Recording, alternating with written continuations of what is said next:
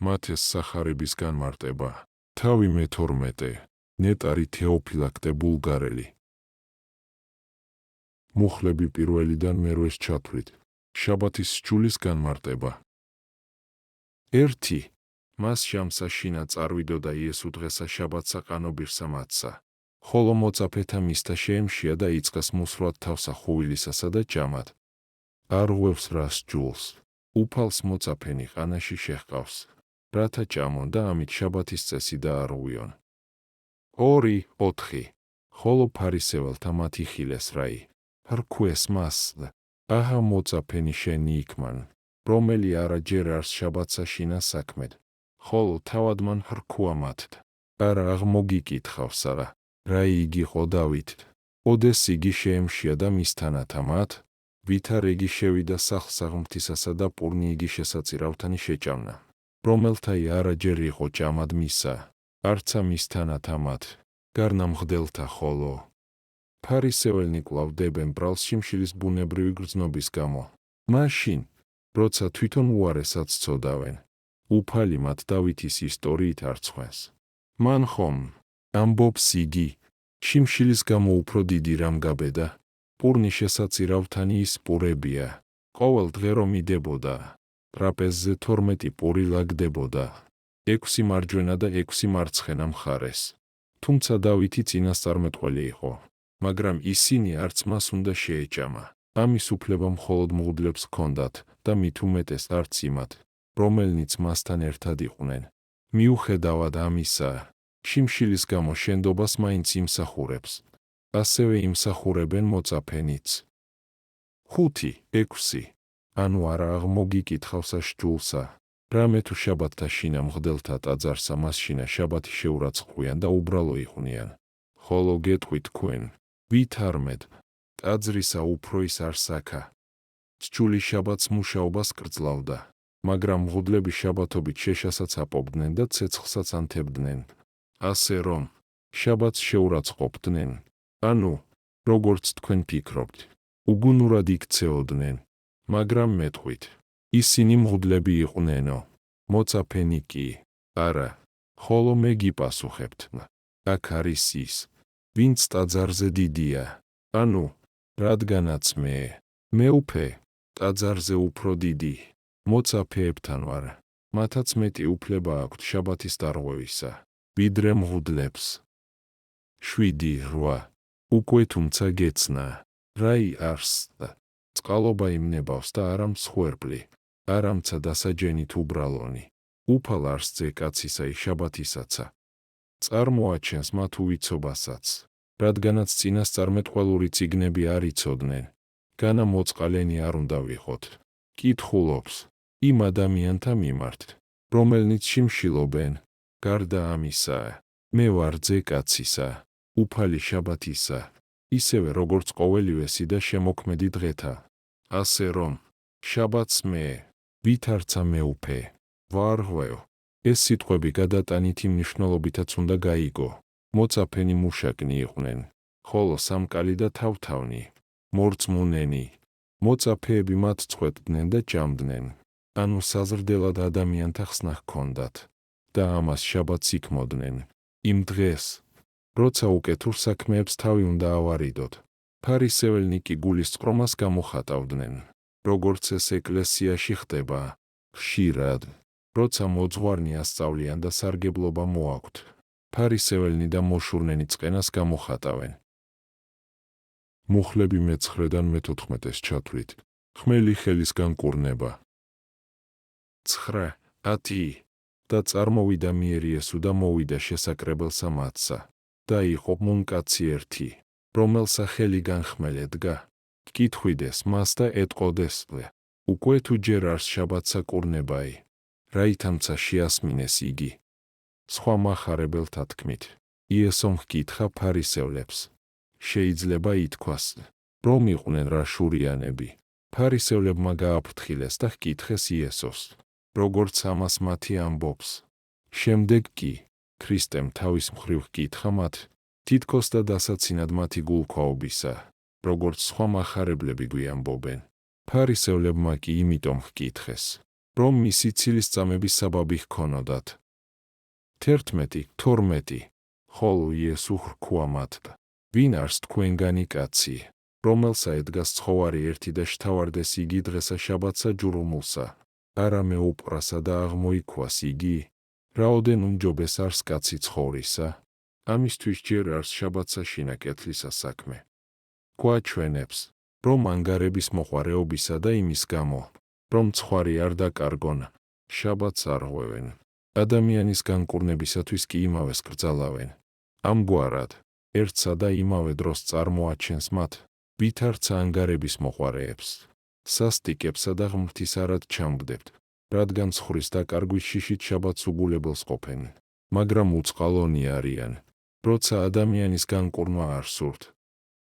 13 მაშინ ხრქვა იესო კაცსა მას, განირთხ ხელი შენი, და მან განირთხა ხელი, და კვალად მოეგო ცოცხალი, ვითარცა ერთი იგი. შემხმარი ანუ უმოწყალო და ძუნწი ხელი ახლაც ბევრს აქვს, მაგრამ რაჟამს მათთვის სახარებისეული სიტყვა ხმამაღლა გაისმება, ისინი მას გასაცემად იცუდიან, თუმცა ფარისევლებს, ამ ქედმაღალ დემონებს, რომელნიც ჩვენგან ჩვენი მტრობის გამო მოიკვეთნენ, არ სურთ, რომ ხელნი ჩვენი მოწყალების გასაცემად გავიწოდოთ. 14 ხოლო ფარისეველნი იგი გამოვიდეს და ზრახვაყვეს მისთვის, რაითა წარწმიდონ იგი, ხოლო იესო გულისხმახო და განეშორა მიერ და წარვიდა. მოშურნეობაო, როცა მოწყალებას იღებენ მაშინ ცოფდებიან. იესო მათ იმიტომ გაშორდა, რომ ჟამი მისივნებისა ჯერ კიდევ არ დამდგარიყო და ამასთან, ისინიც შეიწყალა, რათა მკვლელობის დანაშაულით არ დაცემულიყვნენ.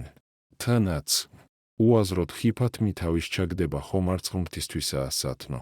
ყურადღება მიაქცია სიტყვას გამოვიდეს. როცა ღმერთს გაშორდნენ, იესოს მოკლა მაშინ განიზრახეს, რადგან ვერავინ, ვინც ღმერთთანაა, მსგავს რამეს ვერ განიზრახავს. მუხლები მე-15-დან 21-ს ჩათვლით, ესაიას წინასწარმეტყველების აღსრულება. 15-16 და მისდევდა მას ერი მრავალი, და განკურნა იგი ყოველნი, და ამცნო მათ, რაითა არა გამოაცხადონ იგი მათი შური რომ შეესუსტებინა. თავის გაცხადება არ მოისურვა, მაგრამ სნეულთა განკურნებას ყოველი ღონით ცდილობდა. 17-19 რაითა აღესრულოს თქმული იგი ესაია წინაწარმეტყველისაი, რომელსა ითქვის და აჰა ესე რა ძე ჩემი, რომელიმე სათნო ვიყავ, საყვარელი ჩემი, რომელიც თნავს სულსა ჩემსა, დავდა სული ჩემი მის ზედა და სამართალი წარმართთა მიუთხრას. არა ხდებოდის, არც აღაღადებდეს. მახარებელს იესოს სიმდაბლის დასამოწმებლად წინასწარმეტყველი მოჰყავს და ამბობს, რომ იუდეველებს, რაც არ უნდა მოესურვებინათ. იესო ყველაფერს გააკეთებდა, უკე თუ იმას ისურვებდნენ, რომ თავი არ განეცხადებინა. ასეც მოიქცეოდა, არც წინააღმდეგობას გაუწევდა, ვითარცა პატიმოყვარე და არც იდავებდა. არამედ პირიქით, ხალხსაც აუწყებდა, რომ მის შესახებ არ განეცხადებინათ. სამსჯავროს შესახებ წარმართებსაც მიუთხრობდა, ანუ ასწავლიდა, რადგან სამსჯავრო, სწავლება, შემეცნება და გარჩევა სიკეთისა. ან მომავალ სამსჯავროზე წარმართებსაც აუწყებდა, რომელთაც მანამდე მასზე არაფერი სმენოდათ. არცა ესმეს ვის უბანთა ზედახმა იმისი. იგი ხომ მართლაც არა მოედნის შუაგულში, ვითარცა პატივმოყვარე, არამედ ტაძარში, სინაგოგებში, მთაზე და ზღვის სანაპიროზე ასწავლიდა. 20 ლერწამი შემოსრული არა განტეხოს და პატრუკი მდვინვარე არა დაშრიტოს. მას შეეძლო შეემუსრა იუდეველები, ვითარცა გადატეხილი ლერწამი და ჩაიქრო მათი რისხვა მსგავსად მბჟუტავი ან ალმოდებული პატრუკისა, მაგრამ არ მოისურვა მანამ, ვიდრე განგებულებას არ აღასრულებდა და მათზე ყველაზე არ გაიმარჯვებდა. ამას ნიშნავს მომდევნო სიტყვებიც. 20-21 ვიდრემდე გამოიღოს ძლევად სასჯელი და სახელსა მისსა წარმართნი ესვიდენ. თავის მართლების საბაბი რომ არ მიეცა, ყოველივე დაითმინა, რათა, როცა შემდეგში განსჯიდა, გაემარჯვებინა, რა კიღა პასუხად ვერაფერს მიუგებდნენ.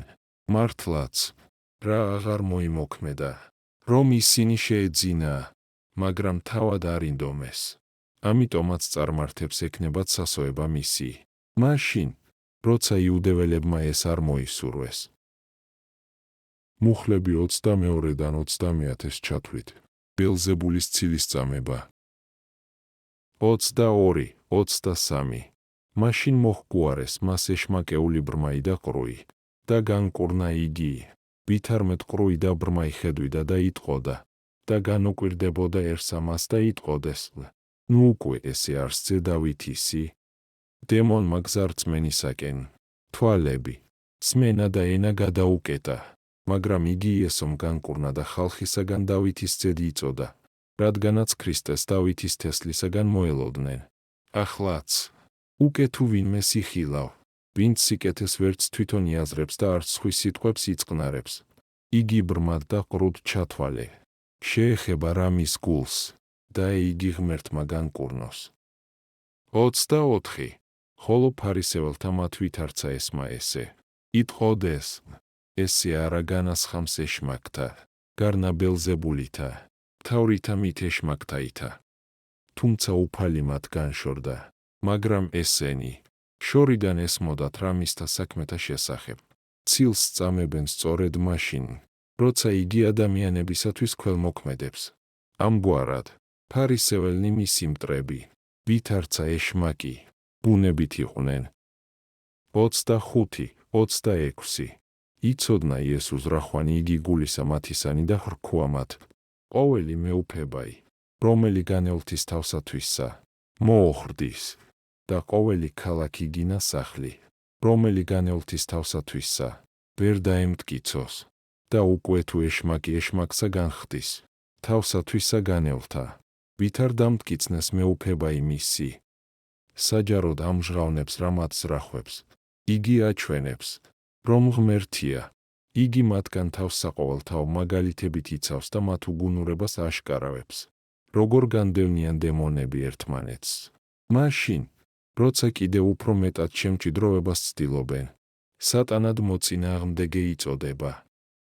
27.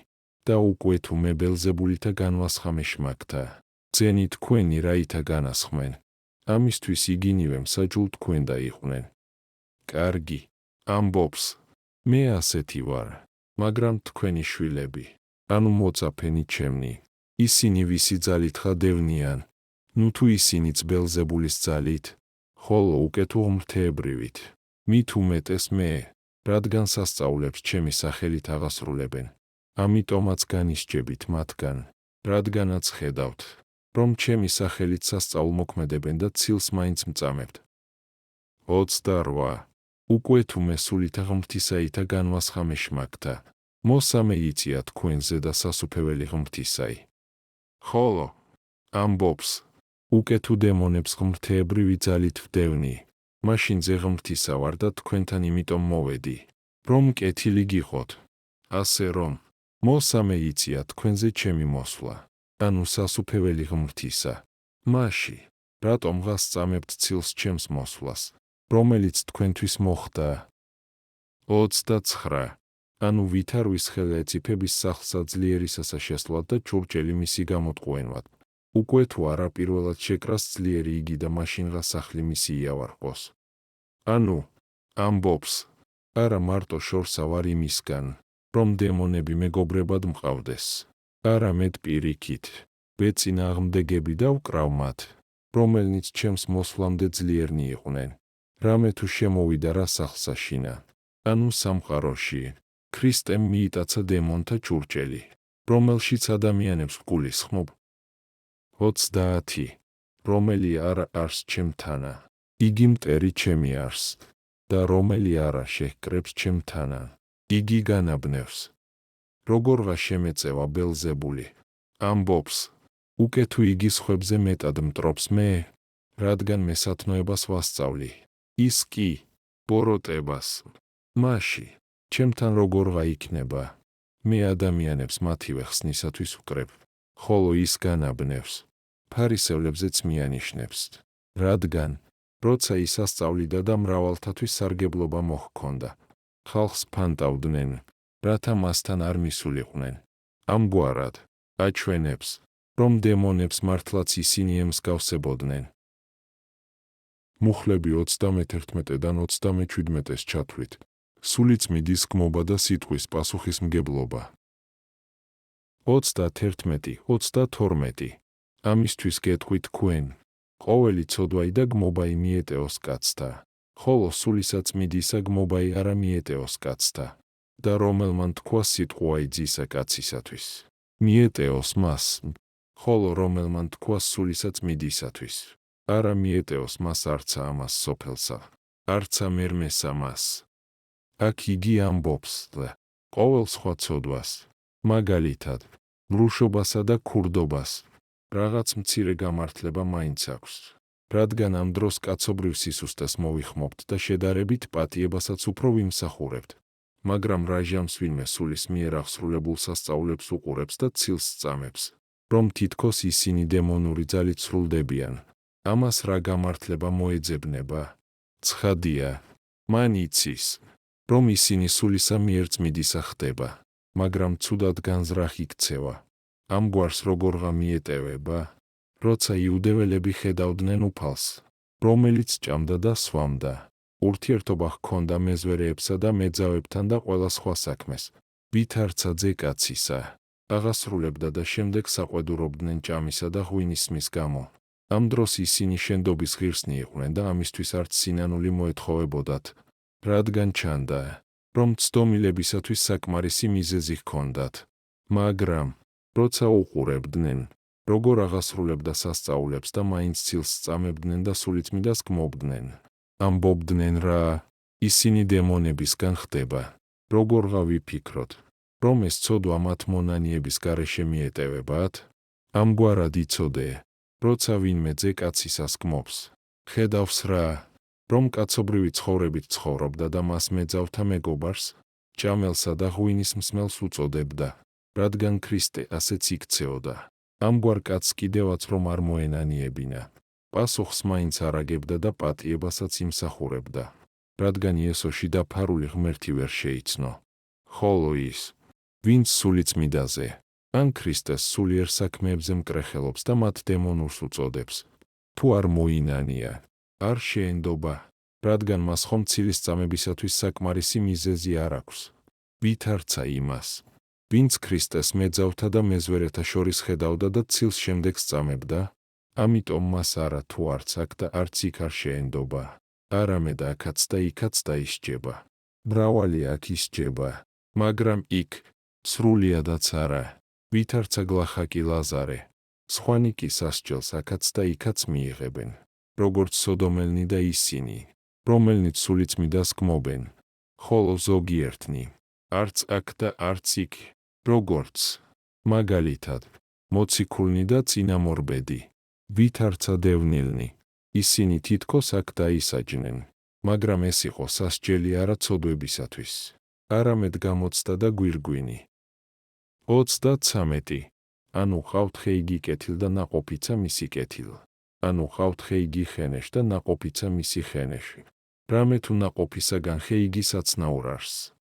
რადგანაც იუდეველებს სასწაულებზე, ვითარცა ბოროტ საქმეებზე, ცილის წამება არ შეეძლოთ, მაგრამ მათ აღმსრულებელი იესოზე, როგორც დემონის მსგავსზე, მკრეხელობდნენ, უფალი ეუბნება, ნე, ან კეთილ ხედ ჩამთვალეთ და მაშინ ჩემი სასწაულებიც, რომელნიც ნაყოფია, კეთილი იქნება, ან უკეთუ ხენეშ ხედ მიმიჩნევთ, ცხადია, ნაყოფიც ანუ სასწაულებიც ხენეში იქნება, მაგრამ თქვენ სასწაულებს, ანუ ნაყოფს, მშვენიერს, კეთილს უწოდებთ და მაშასა და მეც კეთილი ხევარ, როგორც ხე ნაყოფისაგან შეიცნობა, ასევე მეც, ჩემი სასწაულებისაგან.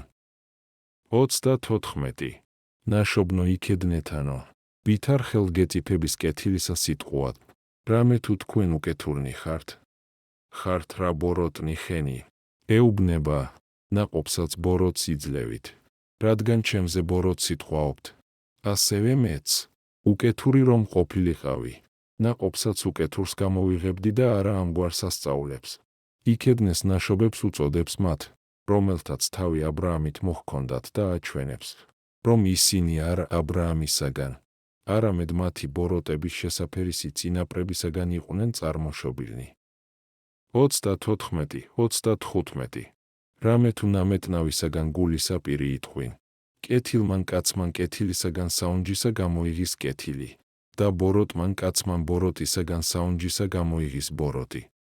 როცა ხედავ, რომ ვინმე ბილს სიტყვაობს, იცოდე, გულში იმდენი კი არა აქვს, რამდენსაც ამბობს, არამედ ბევრად მეტი, რადგან, რაც გარეთ გადმოდინდება, ის მხოლოდ სიჭარბისაგანაა, ვინც დაფარულ საუნჯას ფლობს, ის ხომ ის მხოლოდ რაღაც მცირე ნაწილს წარმოაჩენს. მსგავსად ამისა, ვინც კეთილად მეტყველებს, მას ბევრად მეტი გულსაშინა აქვს.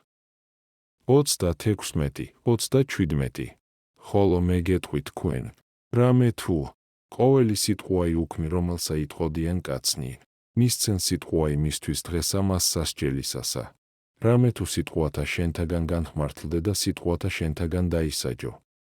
აქ უფალი გვაფრთხილებს, რომ ყოველი უქმი, ანუ ტყუილი, ცილის მწამებლური, თუ უტაქტო და დამცინავი სიტყვებისათვის პასუხს ჩვენც ვაგებთ, ხოლო შემდეგ წმინდა წერილს იმოწმებს, რათა ვინმე არ იფიქროს, რომ რაღაც თავისას ამბობს, სიტყვათა შენთაგან განხმართლდე და სიტყვათა შენთაგან დაისაჯო.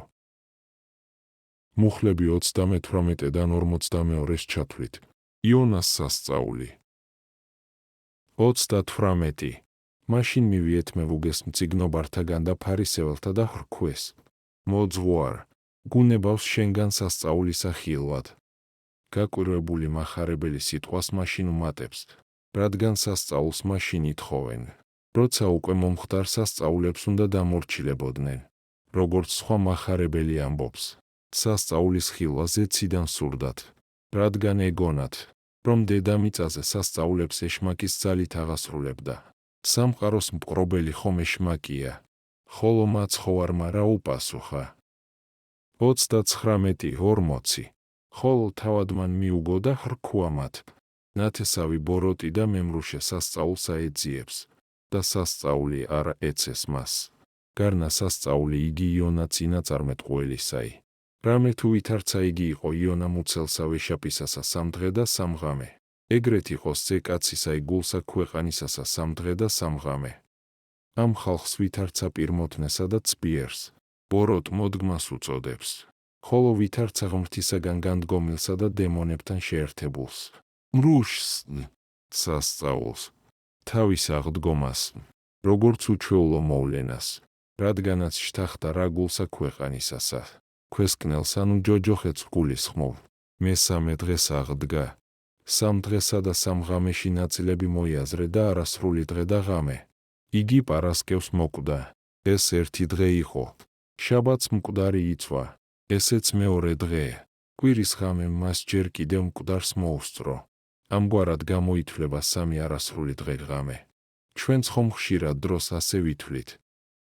41 კაცნი იგი ნინეველნი აღდგენ სასჯელსა მას ნათესავისა ამისთანა და დასჯიდენ მათ, რამე თუ შეინანეს ქადაგებასა მას იონაისსა, და აჰა ესე რა უფრო ის იონაისსა არსაკა.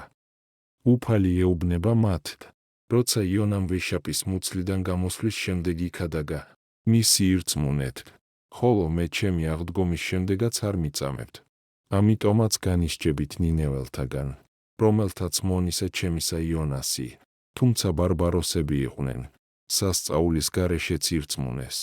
ხოლო თქვენ, რომელნიც წინასწარმეტყველებებზე აღიზარდეთ და სასწაულები იხილეთ, არ ირწმუნეთ ჩემი, მეუფისა, ამას ნიშნავს სიტყვები, და აჰა ესე რა უფრო ის იონაისსა არსაკა.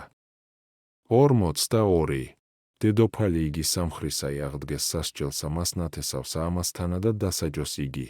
რამე თუ მოვიდა კიდით ქვეყანისა იცმენად სიბრძნესა სოლომონისსა, და აჰა ესე რა უფრო ის სოლომონისსა არსაკა. ეს დედოფალი ამბობს, თუმცა სუსტი ქალი იყო, შორიდან მოვიდა, რათა ხეთა და ზოგიერთ ბუნებრივ საგნებზე მოესმინა, ხოლო თქვენ არ შემიწყნარეთ მე, რომელიც თქვენთან მოვედი და გამოუთქმელს გეუბნებით. მუხლები 43-დან 45-ს ჩათვლით. უწმიდური სულის დაბრუნება. 43, 45. ხოლო რაჟამ სული იგი არაწმიდა განვიდის კაცისაგან. მიმოვალ ნურწყულთა ადგილთა და ეძიემ განსვენებასა და არა პოვის. მაშინ თქვის, მივიქცე სახეთ ჩემდა, ვინაიცა გამოვედრ და მირაი ვიდის. პოვის იგი მოცალე, განშვენებული და შემკული. მაშინ წარვიდის და მოიყვანის მისთანა სხვანიშვიდნი სულნი. უბოროტესნი მისა და მოვიდის და დაემკვიდრის მონ და იქმნის უკუანაისკნელი კაცისა იმის უძვირეს პირველისა.